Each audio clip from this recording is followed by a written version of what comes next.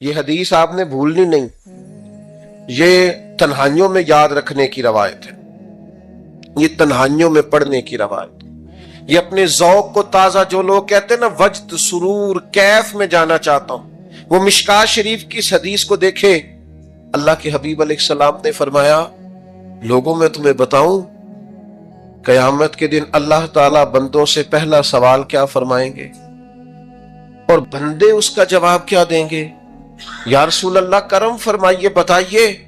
تو کریم فرمانے لگے اللہ تعالیٰ قیامت کے دن بندوں سے سب سے پہلا سوال، اگرچہ بعض اور احادیث میں اور سوالات بھی آئے ہیں قیامت میں جو سب سے پہلے ہوں گے، لیکن اس حدیث میں یہ والا سوال حضور نے بیان فرمایا۔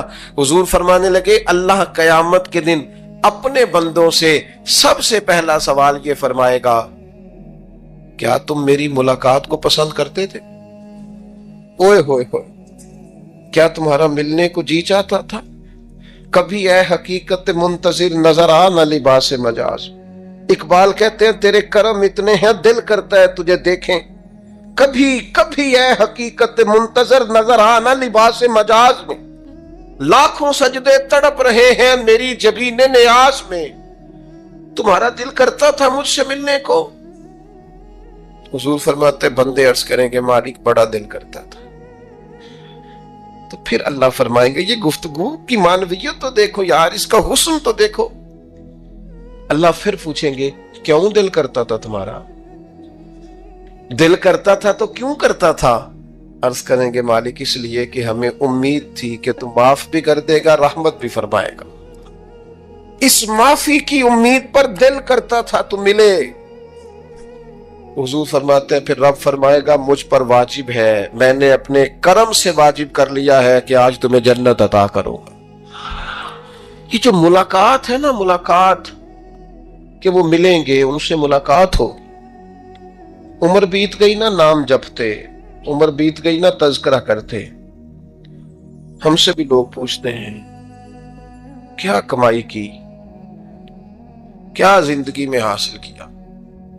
تو ہم کہتے ہیں شرق سے غرب تک، ملک کے ایک کونے سے لے کر دوسرے کونے تک مدینے والے کی بات کی ہے، حضور کا ذکر کیا ہے، نبی پاک کے اور میں اپنی حیاتی تو قربان تھی وہاں ساری محمد محمد پکیندے گزر گئی ساری۔ یہ اعزاز ہے، یہ کرم ہے۔ اب کیا ہوتا ہے گناہگار لوگ اتنا بڑا دعویٰ تو نہیں کر سکتے، لیکن دل تو چاہتا ہے نا کہ چلو جس کا نام لیا ہے اس کی کبھی زیارت بھی ہو، کبھی ملاقات بھی ہو، کبھی نظر کرم بھی ہو۔ کسی نے اپنے محبوب سے کہا تھا کہ ذرا ایک نظر مجھ پہ بھی کیجئے، تو قریب بیٹھے ایک شخص نے کہا یار تو نے بڑا دعویٰ کیا ہے، جو محبوب ہوتے ہیں ان کو تکلیف نہیں دی جاتی، تو کہتا ہے پورا چہرہ ہی تیری طرف پھیرے۔ تو پھر اس نے اس درویش سے پوچھا کہ میں بھلا پھر کیا کروں، میرا دل تو میرا بھی کرتا ہے نا، چلو یہ تو آپ کی بات ٹھیک ہے کہ اب میں محبوب سے کہوں کہ اتنی تکلیف کرے کہ میری طرف پورا رخ پھیرے تو ٹھیک نہیں، تو پھر بتائیں میں کیا کروں؟ تو اس نے کہا ان راہوں میں کھڑا ہو جا جن راہوں کی طرف وہ کریم دیکھتا ہے۔ چلو اسی با کردار کو دیکھتے دیکھتے بیچ میں تیرے اوپر بھی نظر، مجھ پہ محشر میں نصیر ان کی نظر پڑ ہی گئی، مجھ پہ محشر میں نصیر ان کی نظر۔ اوئے ہوئے اللہ کرے آپ کو بھی وہ لطف آئے جو مجھے آ رہا۔ کہتے مجھ پہ محشر میں نصیر ان کی نظر، یہ انتہائی عاجزی ہے کہنے والے کی۔ اس نے بالکل اپنے آپ کو ختم کر کے کہا کہ میں قابل تو نہیں تھا، اور میں پھر تکلیف دیتا کہ میری طرف دیکھیں، اسپیشل میرے لیے وقت نکالے، پر کرم یہ ہوا کہ مجھ پہ محشر میں نصیر ان کی نظر پڑ ہی گئی۔ کہنے والے اسے کہتے ہیں خدا کا کرنا، کہنے والے اسے کہتے ہیں خدا کا کرنا۔ اللہ نے کیا کہ نظر مجھ پر پڑ ہی گئی، اور جب پھر پڑ گئی تو تیری ایک نظر کا کمال ہے اور میری زندگی کا سوال ہے۔ بس جب پڑ گئی تو سو پھر پڑ گئی۔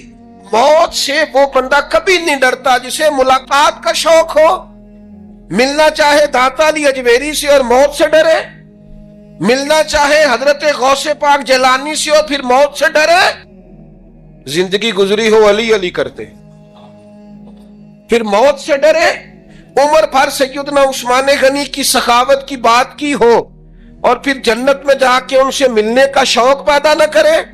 सारी जिंदगी सैयदना फारूक का आदल बयान किया हो, सारी जिंदगी उनके इंसाफ का तज़किरा किया हो, पूरी उम्मत को बताया हो कि अगर जीना चाहते हो तो उमर के रस्तों पर चलो, और फिर ये मौत से डरे और मर के जनाबे फारूक आजम की जियारत को पसंद न करे। जिसे सिद्दीक की वफाएं याद हो, जिन्हें जनाबे अबू बकर सिद्दीक का इश्क याद हो, वो फिर उनकी जियारत न करना चाहे और सारी उम्र हुजूर की नात पड़ी हो। माना नहीं आता था फिर भी कहा बलगल उला बे कमालिही कशफत दुजा बे जमालिही हसनत जमीओ खिसालिही सल्लू अलैहि वालैहि से नहीं तर्जुमा आता था, पर जब भी को पढ़ता था ये भी झूमता था, मौला या सल्ली वसल्लिम दाइमन। मैं आपको बताता हूं, तोतला आदमी, तोतला और दीवाना मजसूब बेचारा, समझ नहीं, तोतला बोलना भी ठीक नहीं आता। मुझे नमाज का सलाम फिरा तो वो जल्दी आ गए, और एक मजसूब आदमी थे, सादे थे, तो सलाम ली तो कहने लगे मैं गल करनी सी। तो मैंने उनसे कहा कि थोड़ी देर के बाद मिलते हैं। सादा आदमी है, अल्लाह मुझे माफ करे, मैं कोई नकल तो नहीं उनकी उतार सकता। इस जुबान को हम तोतली नहीं कहते, हम इस जुबान को बिलाली जुबान कहते हैं। ये बड़ी खूबसूरत जुबान होती है। ये जो तोतले लबो लहजे होते हैं ना, वो जब बच्चा पूरी तौर पे अम्मा नहीं कह सकता, तोतला होता है, तो कोई मजा आता है अम्मा को अम्मा कहलवाने में। जब वो पूरी तौर पर बाप को बाबा नहीं कह सकता और तोतला होता है तो कोई मजा आता है कहने में। वो जब दादी नानी दादा कहता है तो दादे का दिल करता है ये 100 बार कहे, क्योंकि उसे कहना नहीं ना आता, लेकिन उस तोतलाहट में जो इसको लुत्फ आता है। मुझे बड़े लोग आके शेर सुनाते हैं, मैंने बड़े खुशगुलू नात खानों से जिंदगी में सुना है। वो साहब मेरे पास आए और मैंने कहा बाद में मिलेंगे। तू सादा आदमी है, मजसूब है, पूरा शौर नहीं रखता। मुझे कहने लगा मुस्तफा जाने रहमत के बाद, मुस्तफा जाने रहमत पे लाखों सलाम के बाद, यानी माना ये था कि सलाम के बाद। अब बड़े बड़े सुरीले बंदों से भी बंदा सुनता है, मेरा दिल करे। और मैंने जानबूझ के उनसे कहा दोबारा क्या आज जरा, क्योंकि तोतले थे ना। मैंने कहा तो कहने लगे मुस्तफा जाने रहमत पे लाखों सलाम के बाद। और मेरे अजीज याद रखो, सारी जिंदगी हुजूर की नाते पड़ी, नबी पाक के तज़किरे सुने, अब मौत से डर जाए। हालांकि मौत तो एक पुल है, पुल से गुजरेंगे तो सामने अल्लाह का दीदार भी होगा, मदीने वाले की जियारत भी नसीब हो। तो जियारत होगी और हर नजर कांप उठेगी। महशर के दिन खौफ से हर कलेजा दहल जाएगा, ओढ़ कर काला जुब्बा वो आ जाएंगे और सारे महशर का नक्शा बदल जाएगा। ये मौत का खौफ निकालने वाली चीजें हैं, डर। अच्छा मुझे एक बात बताएं, ये मैं उम्मीद की बात करने लगा हूं। चले अब ये बात तो मुश्किल है पर करनी पड़ेगी, मजबूरी है। कभी कभी अब्बा जी से मार भी पड़ जाती है बंदे को, घर में को 2-4 लग भी जाती हैं। तो उस वक्त ना जो सबसे बड़ा सहारा किसी को नसीब होता है वो ये होता है कि अल्लाह करे अम्मा घर में मौजूद हो। और मैंने देहातों में कई माएँ ऐसी देखी हैं जो बेटे के हिस्सों की मार खाती हैं। अब्बा ने डंडा ले लिया है बेटे की गलती पे, अब अम्मा बेचारी सामने हो गई है, 2-4 उसने भी खा ली।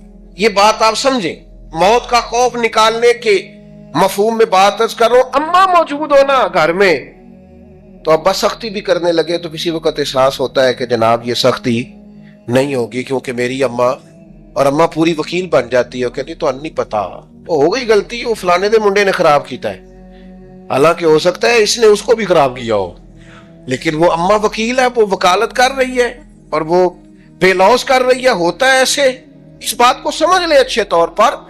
मौत का खौफ नहीं, डर नहीं, इसलिए कि घर में मां मौजूद हो तो बाप का डर नहीं होता। तो कब्र हशर में तो रसूल करीम मौजूद है, वहां तो नबी करीम मौजूद है, वहां तो अल्लाह करीम अपनी रहमत फरमाएगा बंदों पर। इसलिए खौफ नहीं, पैनिक नहीं, अपनी गलतियों का एहसास जरूर करें, अपने अमाल पर तवज्जो जरूर दें, लेकिन मौत के खौफ तले दबते ना जाए। इंशाअल्लाह सुबह कयामत करम हो। میرے نبی پاک علیہ الصلوۃ والسلام نے تو فرمایا ہے بس ہم نے ایمان کامل لے کے جانا ہے دنیا میں. حضور نے فرمایا ہے جس طرح 14ویں رات کا چاند چمکتا ہے اس طرح میرے غلاموں کے چہرے چمکیں گے قیامت. اللہ کے رسول صلی اللہ علیہ وسلم فرماتے ہیں جسم کے جن جن حصوں پر وضو کا پانی لگتا رہا وہ قیامت میں چمکیں گے. دور سے لوگ ان کا نور دیکھیں گے, پتہ چلے گا وہ محمد عربی کے غلام آ رہے ہیں. یہ کرم ہوگا صبح قیامت, یہ عطائیں ہوں. اس لیے مومن موت سے ڈرتا. سیدنا بلال حبشی رضی اللہ تعالیٰ عنہ, آخری وقت ہے, نزع کا عالم طاری, اور یہ گفتگو دیکھیں غلاموں کی. آپ کی اہلیہ رو پڑی, کہنے لگی ہائے ہائے افسوس. حضرت بلال فرمانے لگے کیا ہوا؟ کہنے لگی افسوس ہے کہ آپ دنیا سے جا رہے ہیں. تو حضرت بلال نے مضمون ہی بدل دیا, سوچ کا زاویہ ہی بدل دیا. فرمانے لگے یہ افسوس کا مقام نہیں, یہ تو خوشی کا مقام ہے. اس لیے کہ میری آج آنکھیں بند ہوں گی, قبر میں کھلیں گی, مدینے والے محبوب سے بھی ملوں گا, حضور کے غلاموں سے بھی ملوں گا صلی اللہ تعالی علیہ وسلم. تو موت تو مقام مسرت ہے, اور اگر یہ مل جائے زندگی میں. ایک بدو ایمان لے آئے, ابن ماجہ میں موجود ہے. حضرت ابو ہریرہ رضی اللہ تعالیٰ عنہ حدیث کے راوی ہیں, فرماتے ہیں ایک بدو ایمان لائے اور انہوں نے حضور علیہ السلام کے ساتھ ہجرت بھی کی. ابن ماجہ میں موجود ہے. تو نبی پاک علیہ السلام نے نا انہیں ایک صحابی کے ساتھ کر دیا, وہ ان کے کام کاج میں مصروف ہو گئے ان کے ساتھ. تو حضور علیہ السلام نے نا ایک جگہ سے مال غنیمت آیا, تو طریقہ مبارکہ یہ تھا کہ مال غنیمت میں سب کو حصہ دیا جاتا تھا. اگرچہ وہ جہاد پہ نہیں گئے لیکن حضور نے انہیں بھی حصہ دیا. تو وہ صحابی تو رو پڑے, عرض کرنے لگے حضور میں اس کے لیے تو ایمان نہیں لایا تھا. حضور نے فرمایا پھر بتائیے, گرچہ حضور جانتے ہیں کس لیے لائے تھے. عرض کی حضور میں تو اس لیے ایمان لایا تھا کہ میں رب کی راہ میں لڑوں گا اور میں اپنی جان پیش کروں. میں شہادت کے لیے ایمان لایا تھا, مجھے یہ مال دولت نہیں چاہیے. تھوڑی ہی دیر گزری کہ ایک اور مارکے کا اعلان ہو گیا, جنگ کا اعلان ہو گیا. حضور نے فرمایا چلو. وہ گئے اور چند ہی لمحے گزرے کہ وہ میدان میں اترے اور پھر شہید ہو گئے. صحابہ کرام ان کی مقدس لاش مبارک کو اٹھا کے محبوب کے قدموں میں لائے تو نبی کریم نے کیا خوبصورت بات ارشاد فرمائی. حضور فرمانے لگے دیکھو اس نے اللہ کی تصدیق کی ہے تو رب نے بھی اس کی تصدیق فرما دی. اور پھر یہ دو جملے محبوب کہتے کہتے اٹھے اور پھر حضور نے اپنا جبہ مبارک اتارا اور اتار کے فرمایا اس بندے کو نہ اس جبے میں کفن دے دو, اس میں اسے کفن دو, اس لیے کہ تو شہادت کے لیے ایمان لائے. موت کی آنکھوں میں آنکھیں ڈال کے جیا, اپنی زندگی کمزور نہ گزارے. مسلمانوں پہ کافر کا روب طاری ہو گیا ہے. ایک تو ہوتا ہے نا کہ کوئی مدد کرنا, کوئی آگے بڑھنا, فلسطین کا نام تک نہیں لے رہے حکمران زبان سے, ذکر تک نہیں کر رہے, چینل ذکر نہیں کر رہے. اتنا روب, اتنا کفر کا خوف, صرف اس لیے کہ ہمیں موت کا ڈر ہے, مر جائیں گے. تو بستر پہ نہیں مریں گے, بیماریوں سے نہیں مر جاتے لوگ.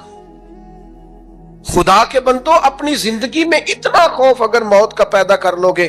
حضرت سعید ابن جبیر رضی اللہ تعالیٰ عنہ بہت بڑے فقیہ تھے. حجاج بن یوسف نے بلایا اور کہنے لگا میں تمہیں موت دینے لگا ہوں, مار دوں گا تمہیں. بڑا ظالم آدمی تھا, بڑے لوگ اس نے قتل کیے تھے. حضرت سعید رضی اللہ تعالیٰ عنہ مسکرا پڑے اور غصے میں آیا, کہنے لگا کیوں ہنستے ہو؟ فرمانے لگے تو بڑا بیوقوف ہے, تجھے کس نے کہا زندگی اور موت تیرے ہاتھ میں, یہ تو تب آئے گی جب میرا رب چاہے. کہنے لگا لے جاؤ ان کو اور جا کے قتل کر دو.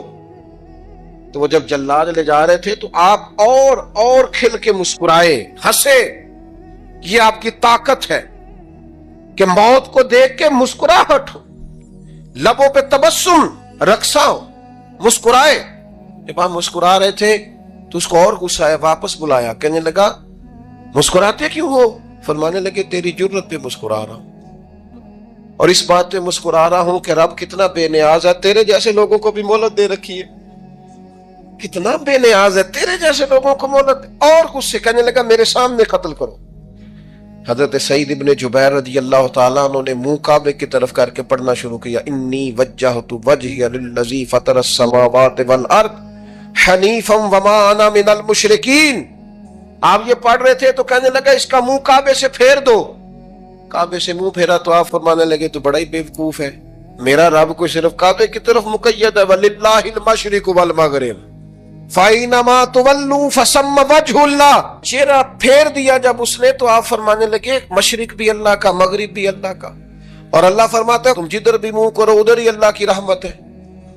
یہ پڑھا تو اب اس نے لٹایا، اور جب وہ آپ کو قتل کر رہا تھا تو حضرت سعید ابن جبیر کی ایک زوردار آواز گونجی، فرمایا یاد رکھنا مجھے اسی طرح قتل کرنا جس طرح تم خود قیامت میں قتل ہونا پسند کرتے ہو۔ میرا آخرت پر یقین کامل ہے، محشر میں عدالت لگے گی، میں تمہیں قتل کروں گا میں۔ حضرت سعید ابن جبیر کی وہ جرت تھی کہ دربار سارا لرز گیا حجاج کا۔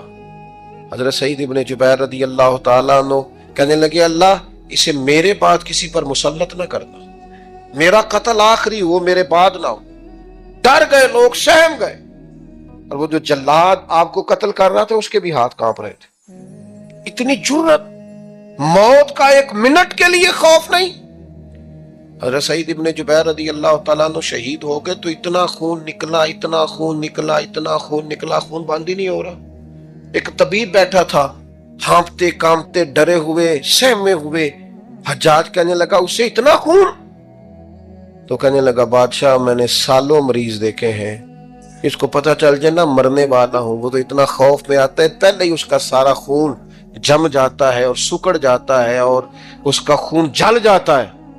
یہ جو بندہ تم نے شہید کیا ہے نا اس میں ایک رتی برابر بھی موت کا خوف نہیں تھا، موت کے خوف سے بے نیاز تھا، اتنا خون نکلا۔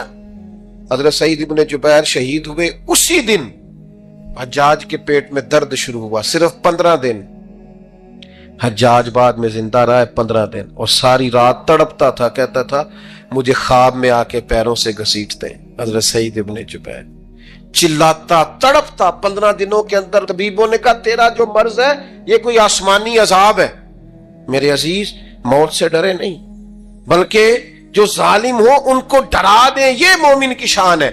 اپنی زندگی کے اندر سے موت کا خوف نکال دیں تاکہ زندگی کے جو دن ہیں وہ جیے تو جا سکیں، وہ انسان مضبوطی سے وقت سے گزار سکے۔ حضرت علی شیر خدا رضی اللہ تعالیٰ عنہ نا وہ جیکٹ نہیں پہنتے تھے جنگی، جو کمر پہ پیچھے لوگ پہنتے تھے نا تلوار کوئی مارے تو زخم نہ ہو، تو کسی نے مولا علی شیر خدا رضی اللہ تعالیٰ عنہ سے فرمایا پشت پر آپ وہ جیکٹ نہیں پہنتے لوہے کی؟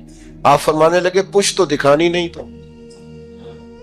تو کہنے لگے موت سے ڈر نہیں آتا؟ فرمایا بالکل بھی نہیں، اور فرمایا مجھے بالکل ڈر نہیں آتا کہ میں موت پر آ گروں یا موت میرے اوپر جا گرے۔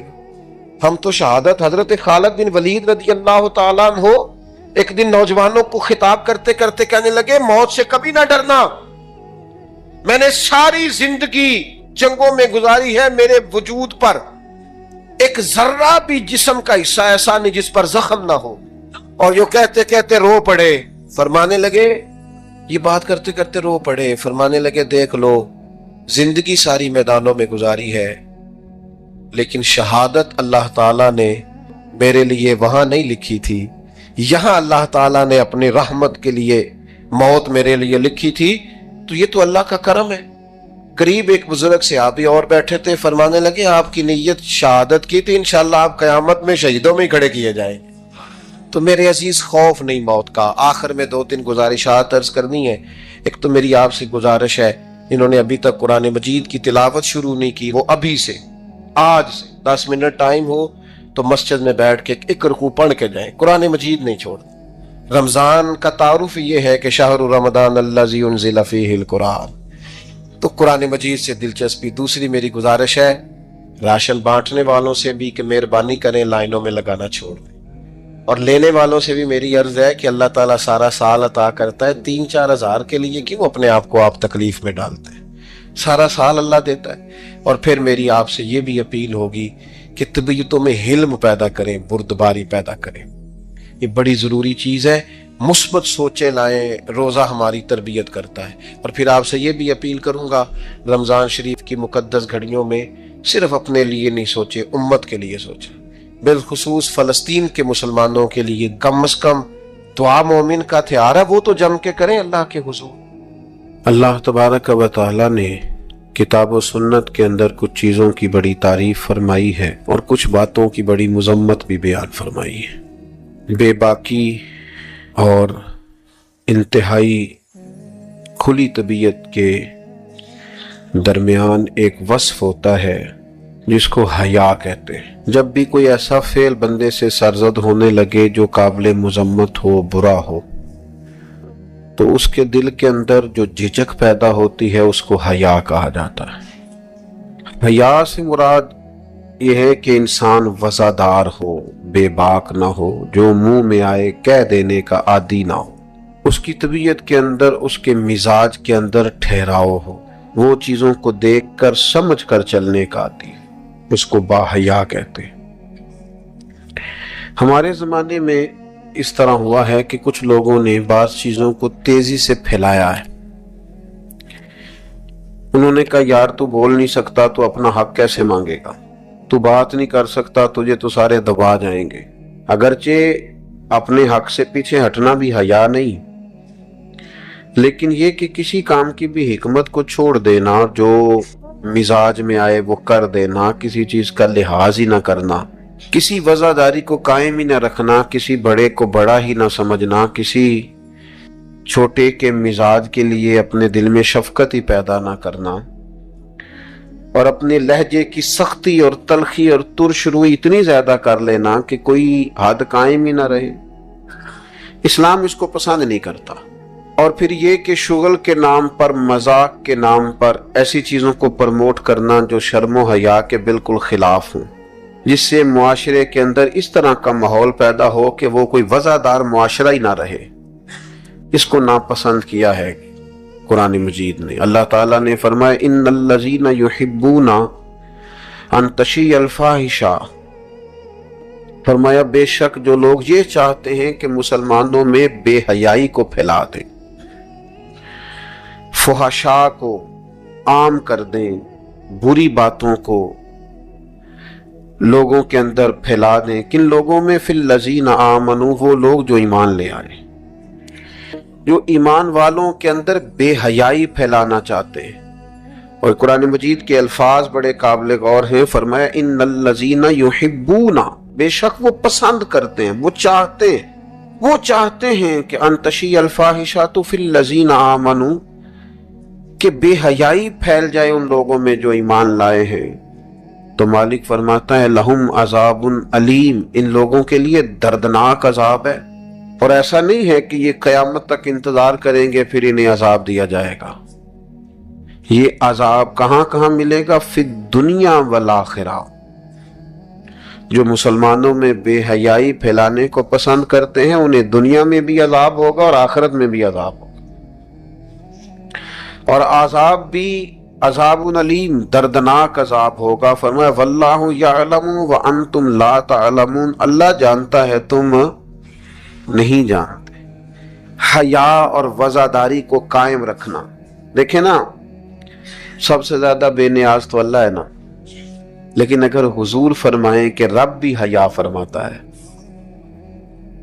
حضور سید عالم علیہ السلام فرماتے ہیں اللہ حیا فرماتا ہے کہ اس کا بندہ اس کے سامنے ہاتھ پھیلائے اور اللہ اس کے ہاتھوں کو خالی واپس کر دے۔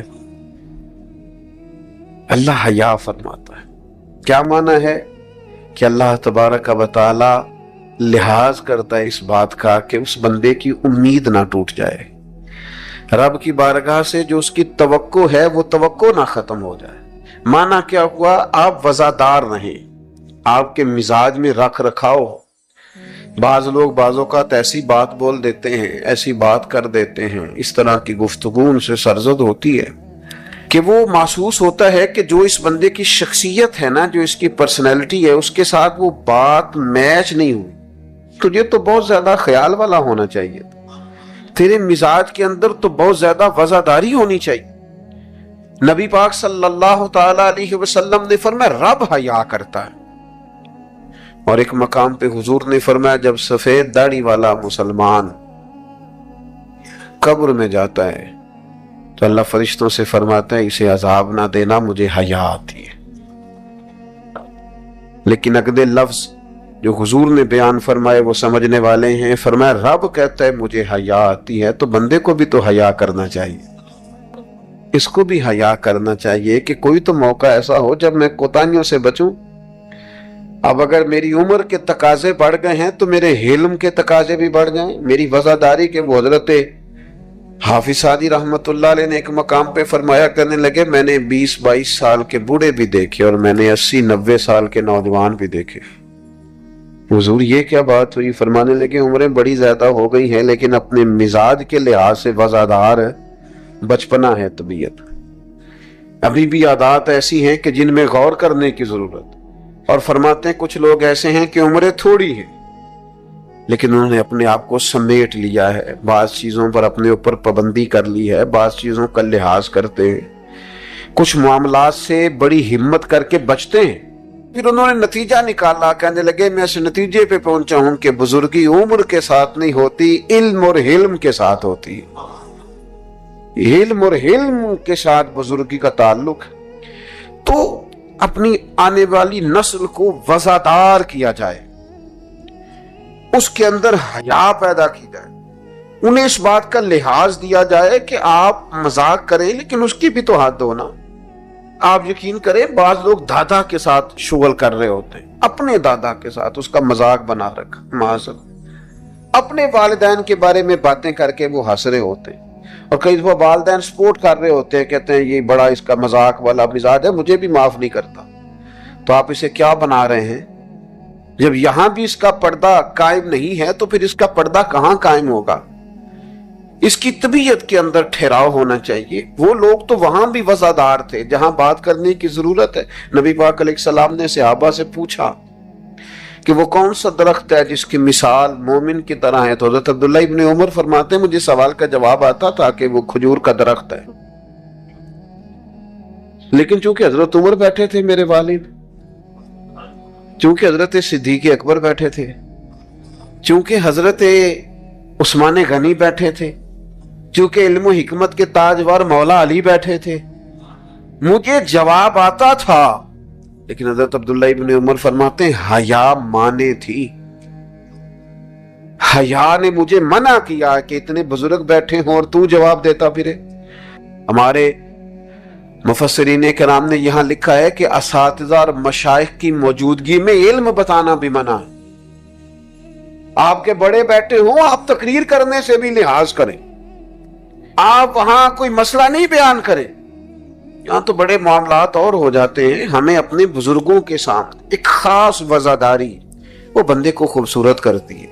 حضرت عباس حضور کے چچا ہیں، ان کے بیٹے جناب عبداللہ ابن عباس فرماتے ہیں میرے والد سے کسی نے پوچھا تھا آپ بڑے ہیں کہ نبی پاک؟